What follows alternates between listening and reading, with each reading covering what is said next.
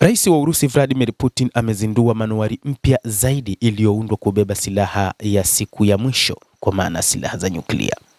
Manuari ya siku ya mwisho ya Vladimir Putin ambayo imeundwa kubeba torpedo za nyuklia zinazoweza kufyatua tsunami imewekwa baharini kwa mara ya kwanza.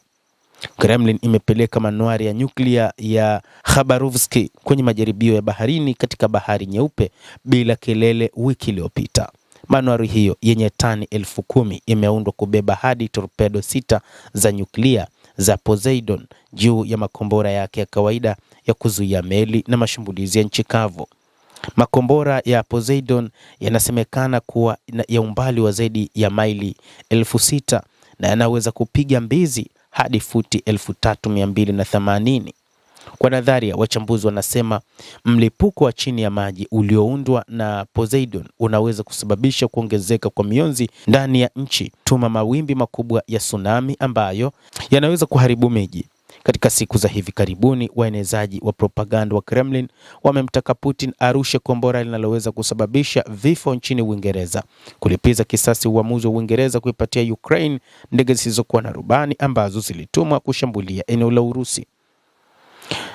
Mtangazaji wa TV ya serikali Vladimir Solovyov alisema uwape Waingereza siku 3 wajifunze kupumua chini ya maji kisha uwapige na Poseidon, anasema mtangazaji huyo.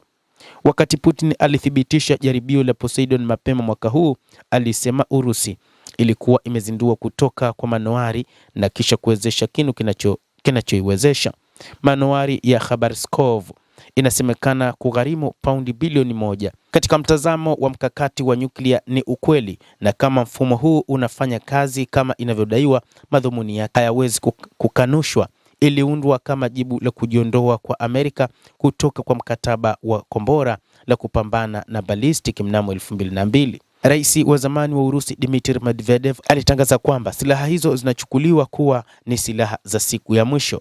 Wachambuzi wa vyombo vya habari vya Urusi wamependekeza kuwa inaweza kuzamisha Uingereza.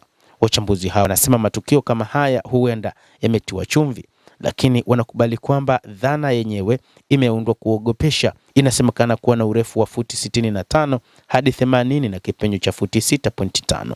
Wataalamu wengine wanasema kwamba kutokeza tsunami yenye mionzi inayoenea katika bara hakuna uhakika kisayansi, lakini wengine wanaona kuwa kutakuwa na uhakika. Ndio maana ikiwa sehemu fulani ya mambo ya kutisha yanayoelezwa huko katika nchi ya Urusi yangetokea, majiji ya pwani yangeharibiwa, bandari zingechafuliwa na ardhi ingekuwa na sumu kwa miaka mingi, na hii ndio hofu iliyopo.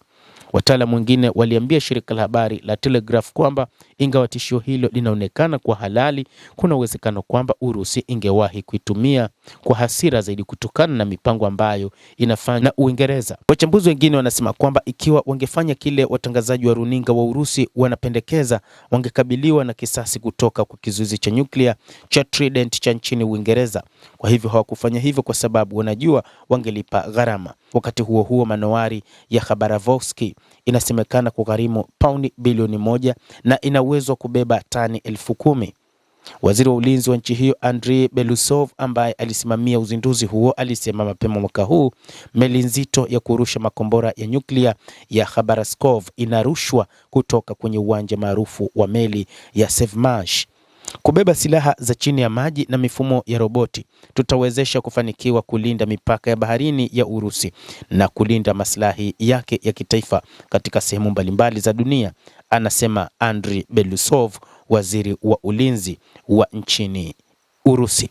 Endelea kutufuatilia mtazamaji, na nikusihi usisahau kulike, kucomment, kadhalika kusubscribe channel hii upate habari hizi kwa mapana kupitia hapa The World News. Naitwa Dam Hussein.